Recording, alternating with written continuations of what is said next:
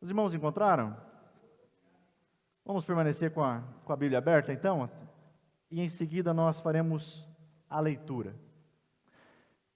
Meus irmãos, a gravidez é um dos momentos mais mágicos na vida de uma mulher, pois em seu ventre está sendo gerado um outro ser humano. Mas a formação completa de um ser humano não acontece somente no ventre materno. O seu caráter é formado durante toda a sua infância, até que a criança chegue à maturidade. É assim também com o Evangelho. Nós passamos pelo novo nascimento, mas nós não paramos por aí. A cada dia, Cristo tem sido formado em nós. É interessante que essa é a metáfora que o apóstolo Paulo utiliza para falar do seu amor pelos Gálatas e da sua dor de parto para que Cristo seja formado neles. Apenas para contextualizar, se você estava aqui semana passada, você vai lembrar que nos parágrafos anteriores, Paulo ele fala sobre a nossa relação, a relação do cristão com a lei e com o mundo, fazendo vários contrastes entre quem nós éramos e quem nós nos tornamos depois de conhecermos a Cristo. Nós vimos semana passada que éramos como herdeiros menores de idade, que não podiam desfrutar da herança.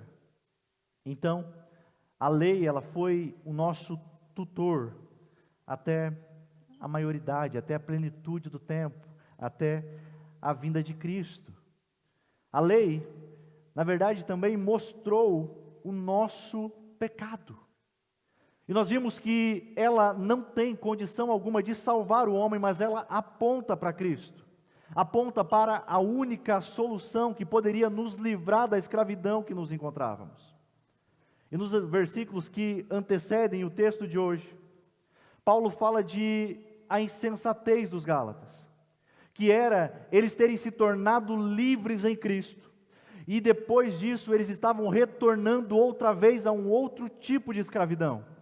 O que Paulo está alertando é um absurdo alguém ser filho e herdeiro, mas preferir viver como um escravo.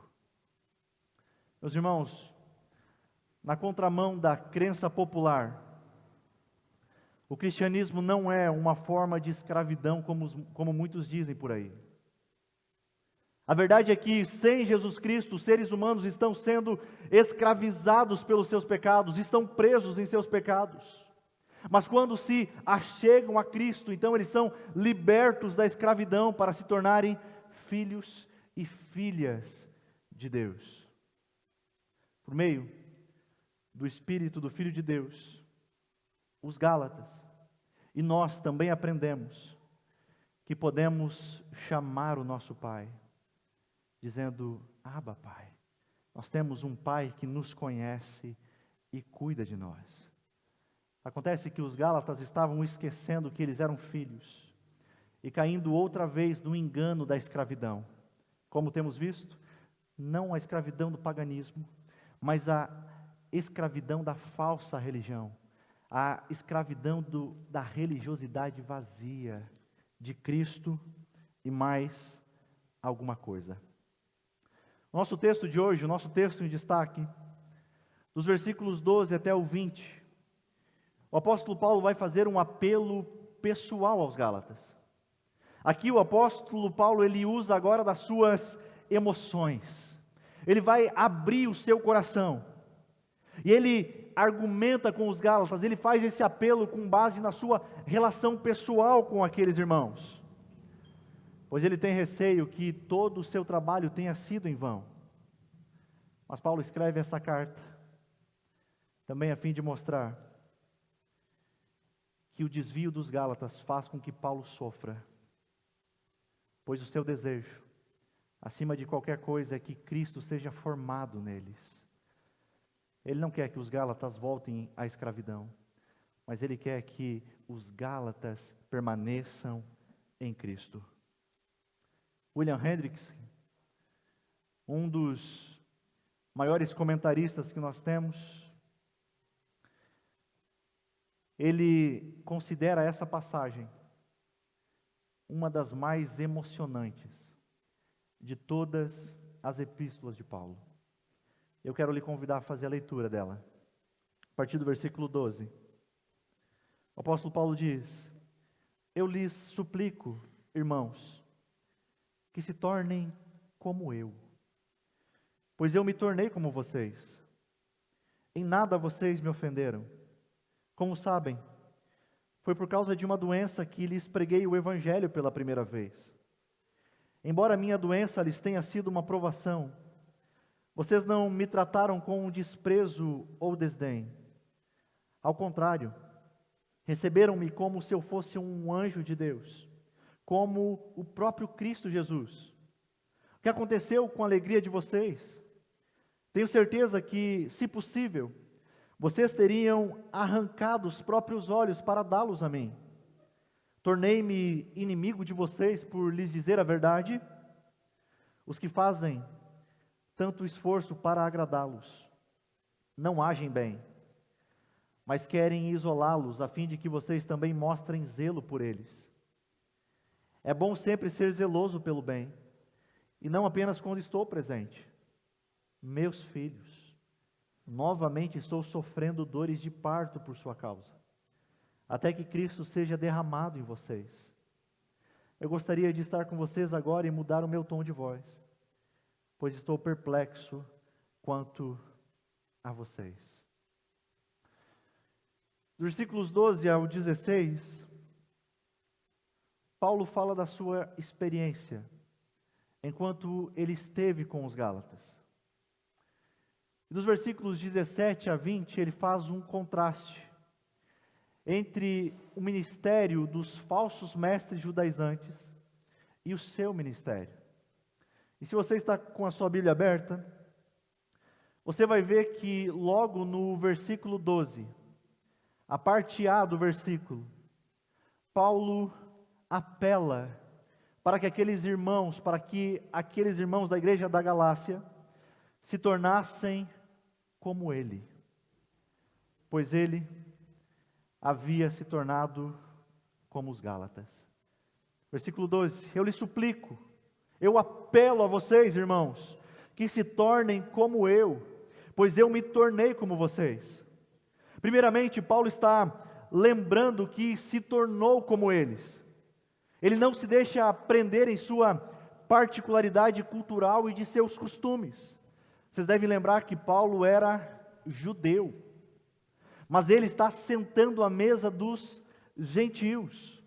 Paulo se torna como os Gálatas. Paulo vive com eles, Paulo comeu com eles, Paulo andou com eles. Paulo tornou-se como os Gálatas, para que eles pudessem conhecer a Cristo. Meus irmãos, aqui nós temos o modelo que todo cristão deve seguir ao fazer o seu trabalho missionário, sem comprometer o Evangelho, sem ser conivente com o pecado. Só poderemos ganhar as pessoas a Cristo se nos fizermos iguais a elas. O que é isso? Às vezes nós queremos falar de Jesus apenas para dizer: eu estou fazendo o meu trabalho. Às vezes nós queremos falar apenas para dizer: olha o que eu estou fazendo. Mas muitas vezes nós queremos falar, pregar o Evangelho às outras pessoas sem ter compaixão nenhuma daquele que nos ouve. Não é assim? O que Paulo faz é: eu me tornei como um de vocês.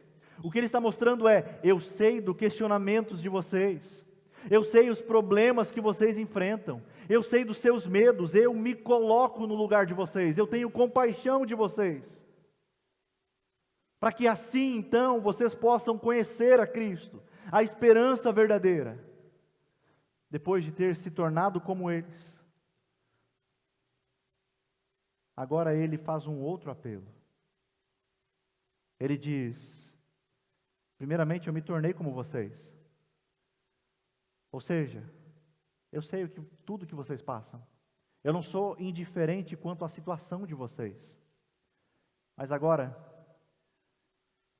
eu quero que vocês se tornem como eu. Nossa, Paulo, que audácia. Quero que vocês me imitem agora. O desejo de Paulo é que aqueles irmãos retornassem ao mesmo amor e doutrina que Paulo havia ensinado a eles. Esse é o apelo que Paulo faz para que eles se tornassem como ele. Era um chamado para eles serem iguais a ele na sua vida e na fé cristã. Que eles fossem libertados outra vez. Não do paganismo que se encontravam antes, mas dos falsos mestres judaizantes que haviam se infiltrado nas igrejas da Galácia. É isso que Paulo quer, ver eles livres outra vez. Dessa religião de Cristo e mais alguma coisa. Porque isso também é escravidão. Paulo deseja que eles pudessem desfrutar da verdadeira liberdade do Evangelho. Uma coisa que nos chama a atenção também, ao dizer que os Gálatas deveriam ser como Paulo, é que de fato Paulo era um exemplo a ser seguido. Paulo, ele tinha o coração totalmente aberto quanto aos seus sentimentos, quanto às suas emoções. Era alguém totalmente coerente em sua vida. Ele era capaz de convidar as pessoas a imitá-lo. Em outras cartas ele diz: sejam meus imitadores. Por quê? Porque eu sou um imitador de Cristo. Há uma frase bastante conhecida que é atribuída a São Francisco de Assis. Não sei se você já ouviu essa frase. Volta e meia a gente encontra nas redes sociais. E essa frase diz o seguinte: pregue o Evangelho em todo o tempo. Se necessário, use palavras. Talvez você já tenha ouvido isso, não é mesmo? Mas essa frase é enganosa. Não é isso que Paulo está mostrando. Porque o Evangelho, ele diz respeito ao que Deus fez para nos salvar. E a maneira como nós recebemos isso é somente pela fé. Ok, mas aí vocês lembram o que Paulo diz aos Romanos? Que a fé, ela vem pelo ouvir. E ouvir do quê? Ouvir da palavra de Deus. A verdade é que há duas coisas que nós não podemos separar: teologia e devoção. Conhecer a Deus e vida piedosa. Anunciar e viver o Evangelho. Meu irmão, o seu testemunho, o meu testemunho, não pode salvar ninguém. Mas ele testifica. Ele pode dar testemunho de quem nós cremos. Vocês lembram da viúva de Sarepta? Lembram que ela testificou de Elias? No final do capítulo 17 de 1 Reis, se encerra com a declaração da viúva dizendo a Elias: agora eu sei que tu és homem de Deus, e que a palavra do Senhor vinda da tua boca é verdade.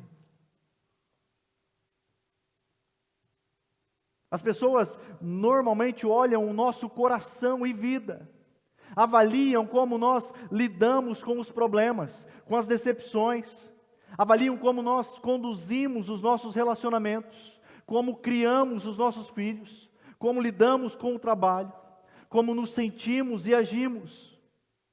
Eles observam a fim de conseguir ver se de fato Cristo é real em nossa vida. E de que maneira o Evangelho faz diferença em nosso dia a dia. E se as nossas palavras condizem realmente com a prática. Paulo era um homem digno de ser imitado. Não porque ele era o cara. Não porque ele estava num nível acima. Mas como ele diz no capítulo 2, mas porque agora não era mais Paulo quem vivia, mas era Cristo que vivia em Paulo. Após esse apelo inicial, Paulo lembra da experiência que teve com os Gálatas. Lembra eles a primeira vez que eles ouviram o Evangelho e como o apóstolo foi recebido por eles. Versículo 13. Como sabem, foi por causa de uma doença que preguei o Evangelho pela primeira vez a vocês. É bem provável que Paulo esteve na Galácia de forma inesperada, de surpresa, devido a um problema de saúde. Visitar a Galácia inicialmente não estava nos planos de Paulo, mas uma enfermidade, uma doença fez com que isso acontecesse.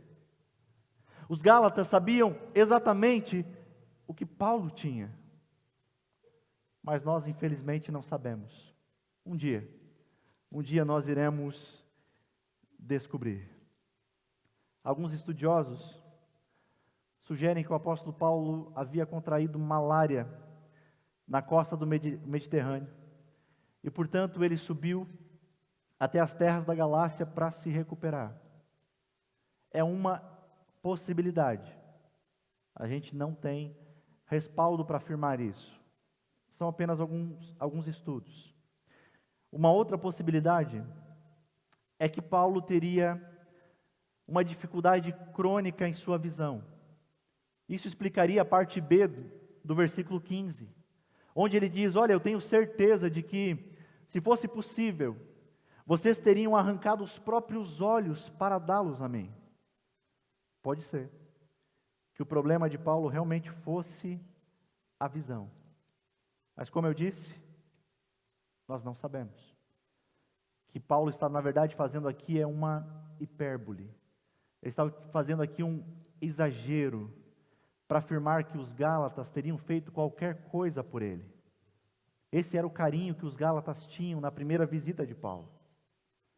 Paulo havia sido tratado muito bem por eles. No versículo 14, nós somos informados que a doença de Paulo, além de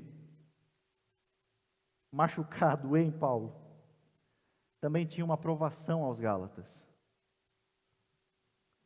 Versículo 14. Embora a minha doença lhes tenha sido uma provação.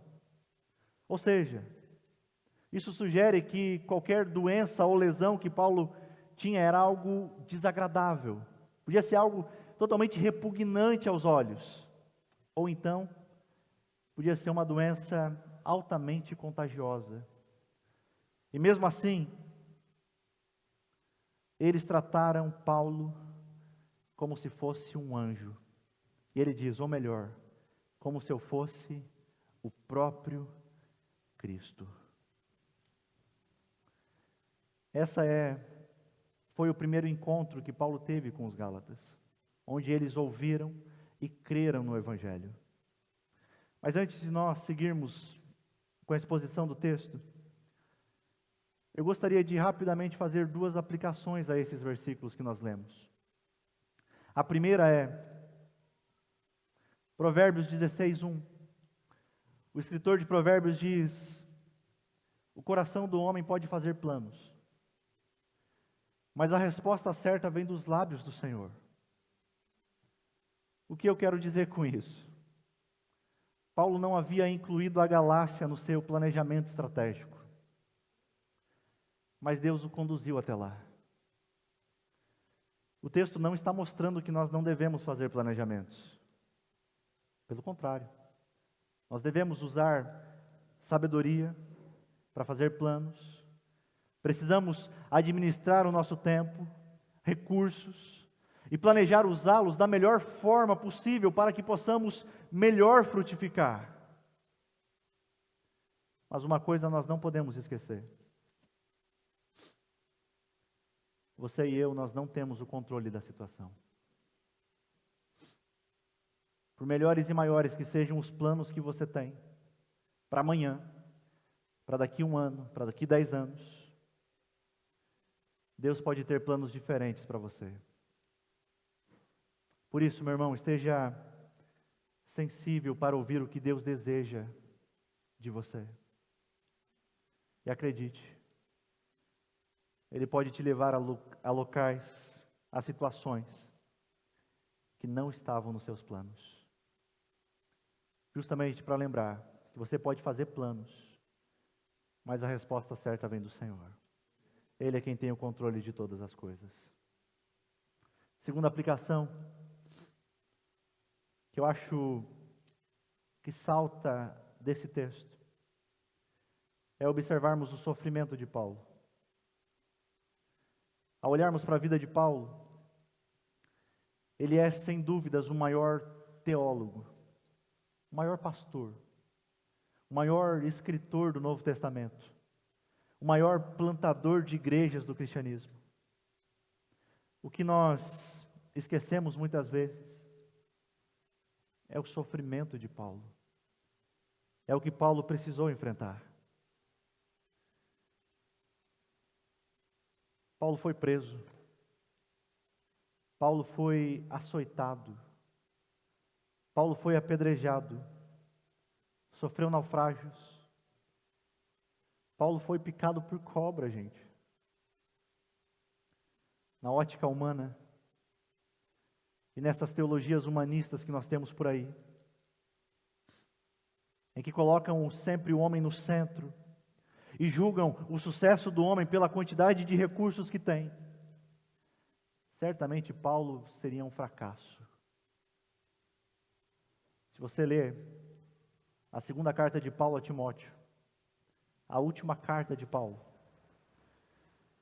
você verá um tom tão afetuoso, um tom tão de despedida, que é impossível você não se emocionar. Um homem que está indo para o viés do martírio, mesmo assim, ele diz que foi entregue como uma oferta por libação. Eu combati o bom combate, eu completei a corrida, eu guardei a fé. Agora eu vou para o destino que meu Pai reservou para mim. Essa alegria é inabalável, porque ela não está condicionada a situações. Paulo seria um fracasso aos olhos humanos. E quando nós falamos em sofrimento, normalmente dói, normalmente pesa. Porque a primeira coisa a pensar é: onde está Deus em meio a tudo isso? Onde está Deus diante de um diagnóstico? Nada é bom. Onde está Deus em meio à guerra? Onde está Deus com tantas pessoas que sofrem? Onde está Deus em meio a tudo isso? Sem dúvida, essa é uma das mais desafiadoras e perturbadoras partes do cristianismo. Essa, de fato, é uma das partes mais difíceis que nós encontramos. Como é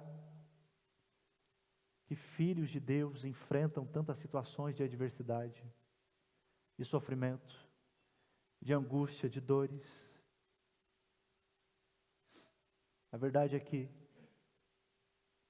os filhos de Deus não estão isentos de sofrimentos e das dificuldades do mundo. Vocês lembram Paulo escrevendo aos Romanos? Ele escreve que Deus faz com que todas as coisas, algumas coisas, todas as coisas, agradáveis, dolorosas, todas as coisas cooperem para o bem daqueles que o amam. Muitas vezes nós não entendemos isso. Mas nesse caso do apóstolo, mesmo em meio à dor, ao sofrimento que ele estava enfrentando, centenas de vidas foram transformadas porque Deus permitiu que uma dolorosa doença se abatesse sobre Paulo. Meus irmãos, Deus não promete abençoar os cristãos afastando o sofrimento. Esse tem sido um discurso de uma teologia que é recente, que surgiu no final dos anos 80, dizendo que o cristão, como filho de Deus, ele tem que desfrutar do melhor dessa terra. Ou seja, você não pode passar por problemas, dificuldades financeiras, e muito menos ficar doente. Porque ou você está em pecado, ou então você não está debaixo da cobertura espiritual de algum desses mestres. Mas como entendermos isso ao olhar a vida de Paulo? Como nós entendemos ao ver a vida de todos os discípulos sendo mortos cruelmente? Como entendermos o sofrimento enfrentado por Jó? Como entendermos o sofrimento enfrentado por Cristo? Deus não promete abençoar os cristãos afastando o sofrimento, mas através do sofrimento. Algo muito diferente do que dizem por aí. Jesus sofreu não para que nós não sofrêssemos mais, não é isso, mas para que em nosso sofrimento nós nos tornássemos como Ele. É interessante que Deus muitas vezes vai usar o sofrimento para promover o bem. Mas isso muitas vezes nós não queremos. Mas vocês lembram da segunda carta de Paulo aos Coríntios? O apóstolo Paulo pede por 3 vezes ao Senhor para que Deus removesse o espinho na carne que ele tinha. Nós não sabemos que espinho era, não sabemos o que é. Mas devia ser algo doloroso para Paulo. Mas o intuito era bom. Pois o próprio Paulo diz que isso o mantinha humilde e fraco. Essa dor que Paulo enfrentava, e esse senso de fraqueza, levou Paulo a viver em total dependência e suficiência da graça. A enfermidade de Paulo se tornou uma oportunidade para Deus. Vocês lembram? O que Deus responde a Paulo? Paulo, a minha graça te basta, e o meu poder se aperfeiçoa na fraqueza. As dores e os sofrimentos deste mundo devem nos levar a uma profunda dependência da graça de Deus, e não um afastamento dele. Há pessoas que se revoltam com Deus porque Ele não as cura, não as livra dos problemas e dificuldades da vida. Mas a verdade é que, se Ele está contigo, você pode enfrentar o sofrimento, na certeza e esperança de que Ele, a pessoa mais importante, estará com você. Vamos em frente? Na primeira visita, os Gálatas haviam recebido Paulo muito bem. Mas parece que agora nós temos uma reviravolta. A primeira pergunta de Paulo no versículo 15 é: o que aconteceu com a alegria de vocês? Quando vocês me receberam, vocês eram tão alegres, mas agora o que aconteceu com a alegria que havia em vocês? Parece que os Gálatas haviam perdido a alegria. E mais, eles estavam agora vendo o apóstolo Paulo não mais como um amigo, mas sim como um adversário. É o que Paulo pergunta no versículo 16, dizendo: olha, tornei-me inimigo de vocês, por lhes dizer a verdade. Os Gálatas começaram a dar ouvidos aos falsos mestres, e começaram a se voltar contra Paulo. É muito provável que os mestres judaizantes estavam denegrindo a imagem de Paulo, e estavam atacando a sua mensagem. Simplesmente, a pregação da verdade passou a ser vista como uma afronta. Estavam se tornando inimigos de Paulo por Paulo pregar a verdade.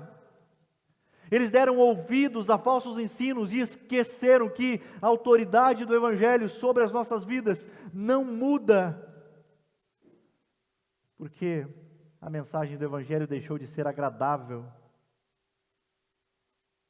A verdade é que Nós não podemos pegar apenas uma parte do Evangelho e descartar as quais nos confrontam, as quais nós não gostamos. Há um pastor que eu gosto bastante, ele diz: você não pode pegar um café com chantilly e querer apenas o chantilly. Você precisa experimentar e provar também do café amargo. Não é só o doce, não é só as coisas boas. Você também tem que experimentar o amargo do café, ou seja, as coisas que muitas vezes nos confrontam, as coisas que muitas vezes devem abalar o nosso coração e a nossa realidade. Esse é o Evangelho.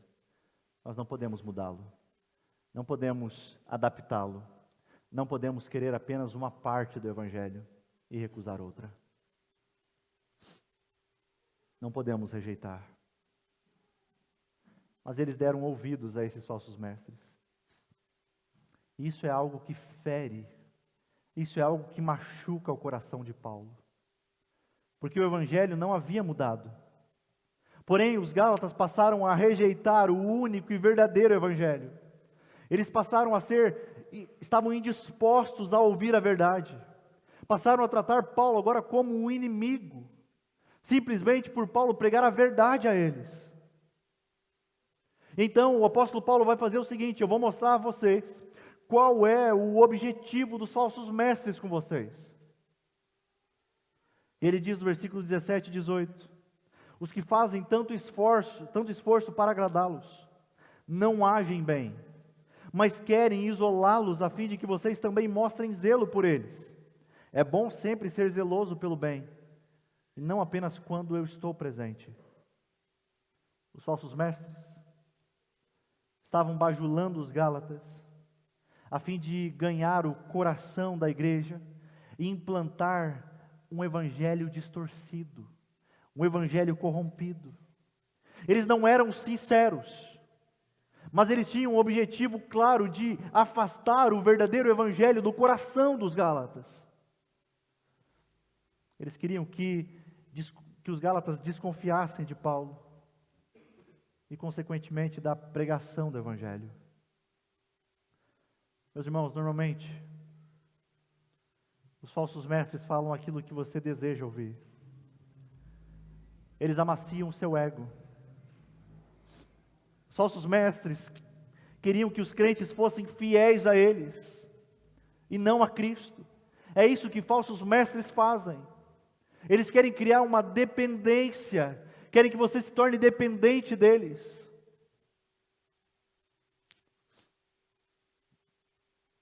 Há um ensino aí, não sei se você já ouviu, chamado de cobertura espiritual,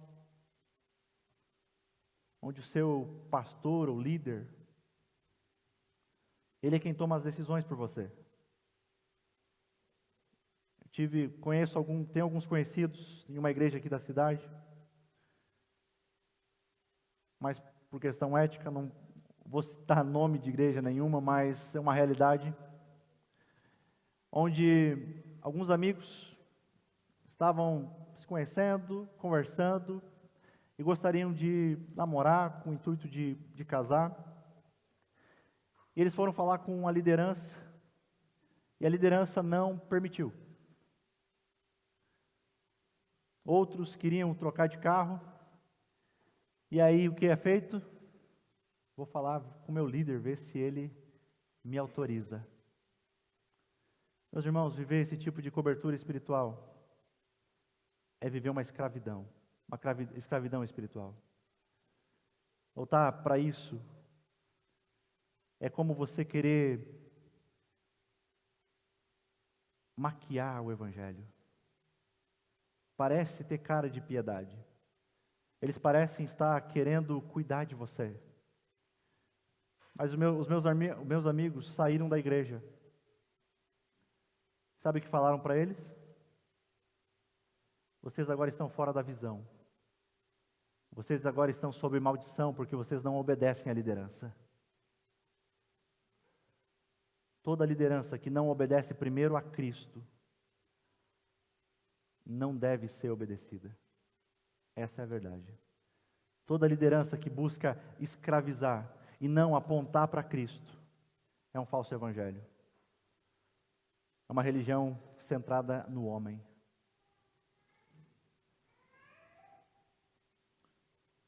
Vemos muito disso por aí.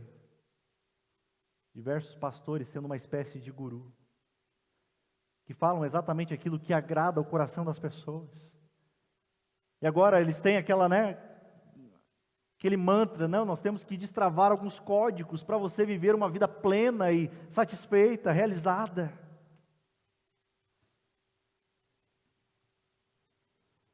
Qualquer evangelho que promete só facilidade, pode ter certeza que não é o evangelho de Cristo.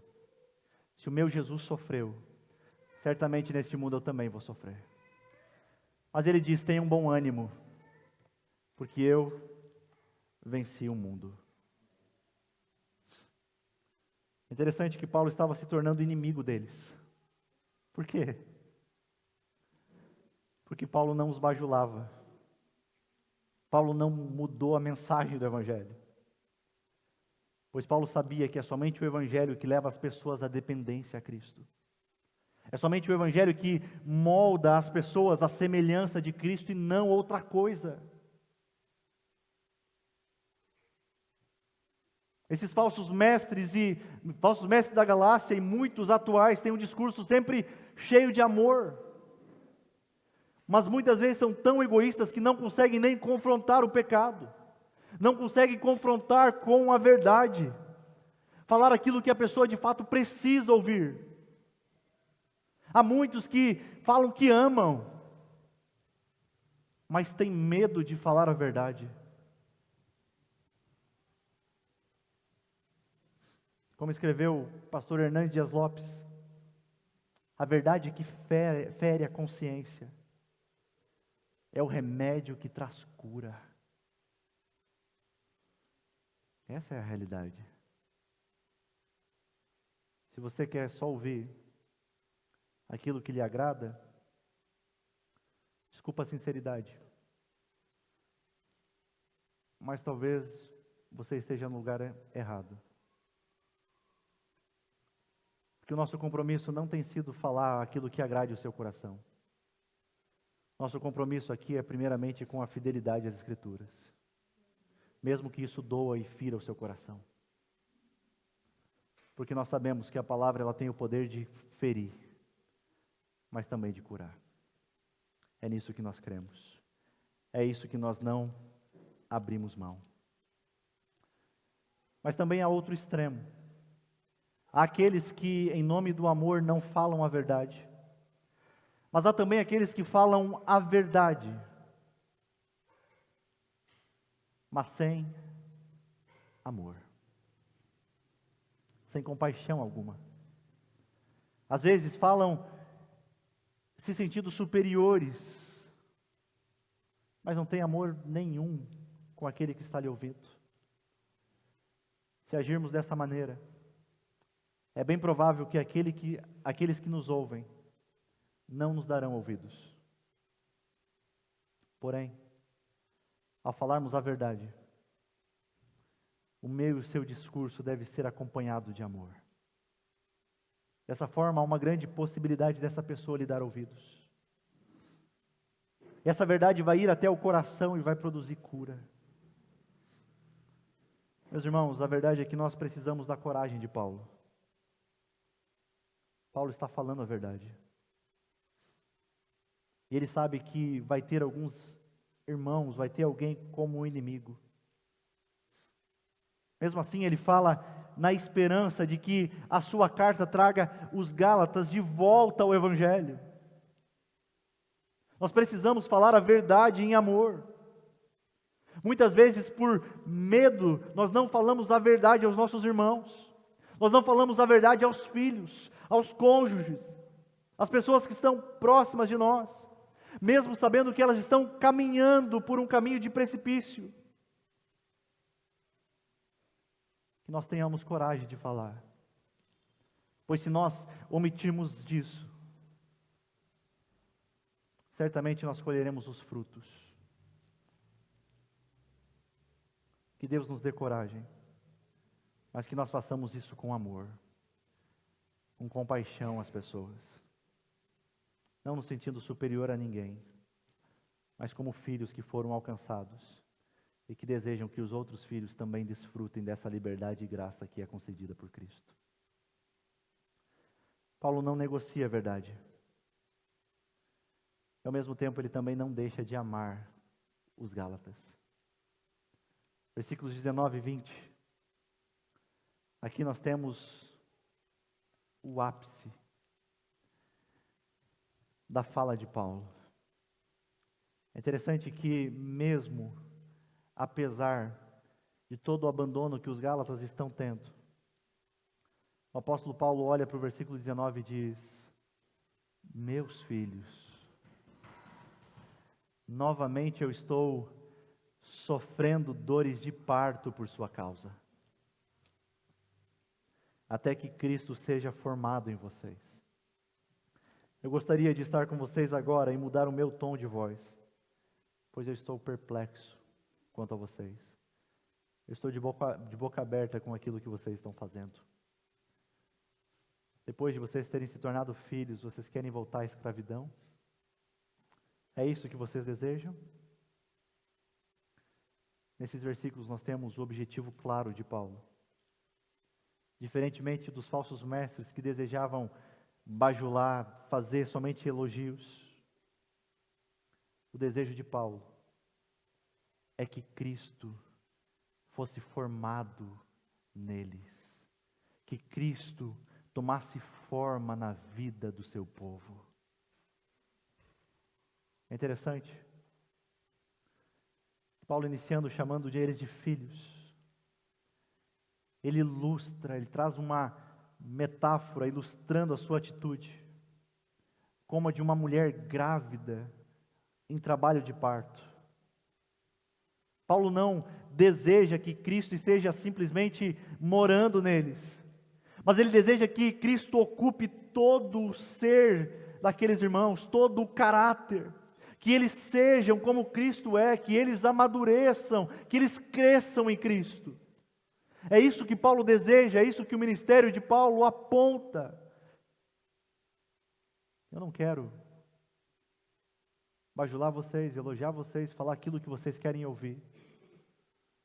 E no fim, vocês estarem tão perdidos como qualquer outro que não conhece o Evangelho. É isso que um falso evangelho faz. Por mais que ele acalente o seu coração, por mais que ele dê arrepios, por mais que ele faça você chorar,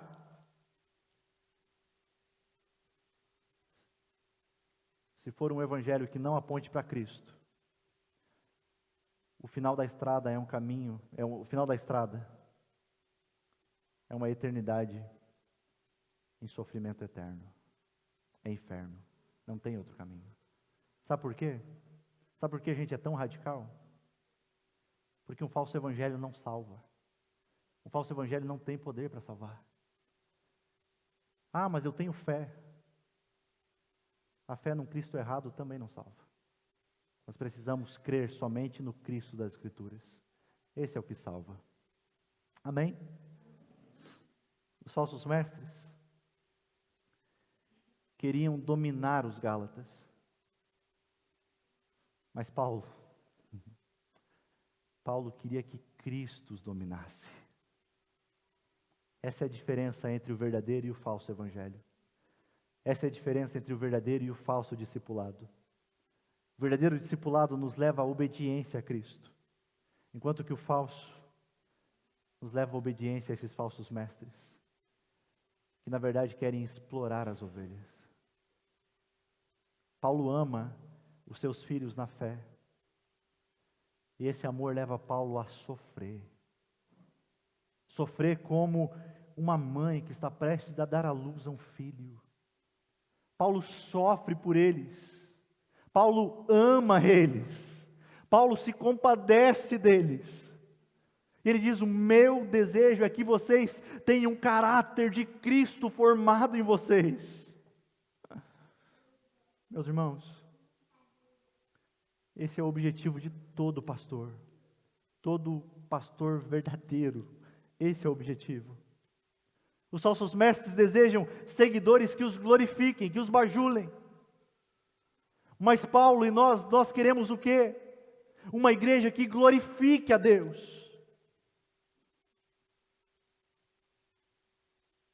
Meu irmão, minha irmã, eu fico muito feliz, de verdade, com a conquista de cada um de vocês. Ver vocês bem-sucedidos, financeiramente, trabalho, família. Fico realmente feliz. E oramos por isso, desejamos isso. Mas eu fico muito mais feliz ao ver o caráter de Cristo sendo formado em vocês. O caráter de Cristo sendo cada dia mais manifesto na vida de vocês. É olhar para vocês e não ver mais o irmão aqui, o irmão, mas ver o próprio Cristo, porque vocês foram revestidos de Cristo. Esse é o nosso desejo. Isso é o que nós mais ansiamos.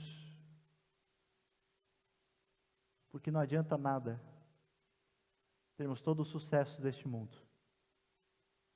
Quer seja ele financeiro, quer seja ele no relacionamento, quer seja ele no trabalho, quer seja ele acadêmico,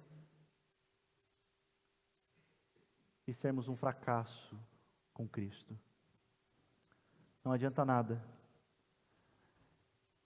Como diz uma frase, não adianta nada você encontrar o casamento certo, a empresa certa, o trabalho certo, os amigos certos, o carro certo e o Cristo errado. Todas essas coisas, por mais boas que elas sejam, elas não podem lhe dar total satisfação e prazer como Cristo pode lhe dar. O anseio de Paulo é que as igrejas da Galácia retornem ao Evangelho e que elas possam desfrutar da alegria do relacionamento com Cristo através do Evangelho. Amém? Meus irmãos, finalizando, essa carta aos Gálatas fala muito conosco, fala muito comigo. É uma das minhas preferidas, eu amo. Mas eu não sei se você tem notado o caminho que os Gálatas têm percorrido. Eu não sei também se você já se desviou alguma vez do caminho certo. Você está viajando, pega um caminho errado, ou então você pega um atalho para facilitar, e você vai parar ainda mais longe do seu destino. Eu já fiz isso. Tive que andar algumas horas a mais por isso. Mas na nossa vida espiritual, o que eu sei é que todos nós aqui, sejamos sinceros, todos nós, já nos desviamos do Senhor. Quer seja por maior tempo, por menor, todos nós nos desviamos e pegamos caminhos que nos levam mais longe do nosso destino. Talvez essa seja a sua realidade nessa noite. E você se pergunta o que fazer. E nós respondemos: apenas escute o Evangelho. E responda aquilo que você está ouvindo. Que o Evangelho esteja tocando em seu coração. E que você se volte para ele. Paulo era um pastor que escreveu essa carta por amor aos Gálatas. O que ele desejava? Tudo que Paulo mais desejava era trazer de volta o rebanho que havia fugido. Tudo que Paulo mais desejava era reacender o amor dos cristãos. Eu não sei. Eu não sei se essa chama do amor a Cristo permanece bem acesa no seu coração. Mas nessa noite, o meu desejo, a minha oração, é que o Espírito de Deus reacenda o seu coração. Que o Espírito de Deus reacenda e coloque esperança no seu coração. Que o Espírito de Deus lhe dê esperança e ânimo, contentamento somente em Cristo. É isso que desejamos hoje. É isso que desejamos todos os domingos. Que reacenda a paixão por Cristo. Que corações sejam reaquecidos pelo Evangelho. Que pessoas encontrem a verdadeira liberdade, alegria e amor em Cristo. Para viver tudo isso, você só precisa se voltar a Ele. Volte-se para Cristo, que foi preso e morto na cruz, para lhe oferecer verdadeira liberdade. Meu irmão, Cristo, Ele é a liberdade que você procura e não encontra em outros deuses. Ele é a verdadeira alegria que preenche o seu coração. Ele é o amor que transbordará o seu coração para outros corações. Que você não esqueça disso. Que você reflita e pense: será que de fato o meu coração está aquecido por Cristo? Meu desejo é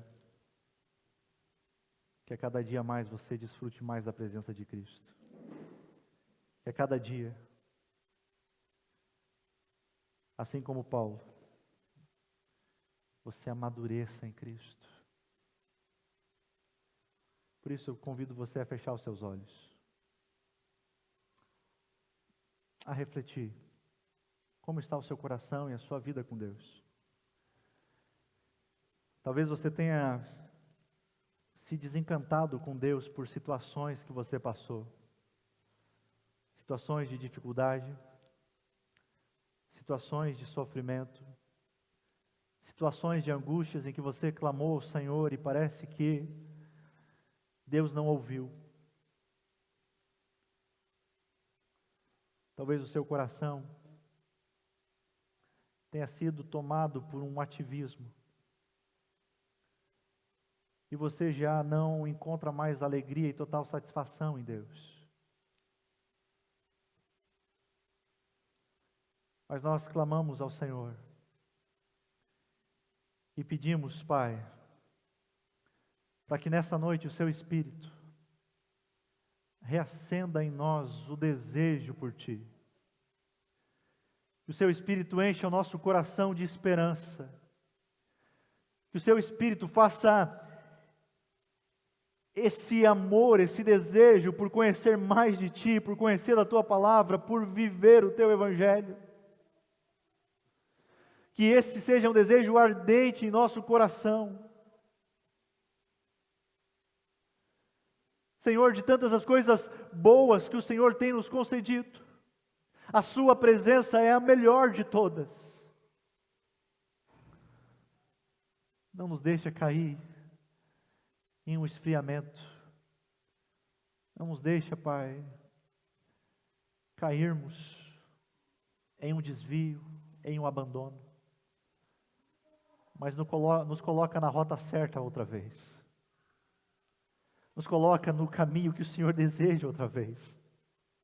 Eu sei que as tentações deste mundo muitas vezes nos fazem acreditar em falsas promessas, acreditar em falsos mestres, acreditar nesses atalhos que eles propõem. E volta e meia nós nos desviamos por alguns metros, quilômetros, quem sabe, do caminho que o Senhor deseja. Mas, Senhor, não deixe com que venhamos a nos desviar mais, mas nos conduz pelo caminho da Tua presença. Nos conduz, Pai, pelo caminho da Tua verdade. Mesmo que isso doa e fira o nosso coração, nós queremos ser confrontados, pois sabemos que isso também produz cura. É o que nós te pedimos, Pai.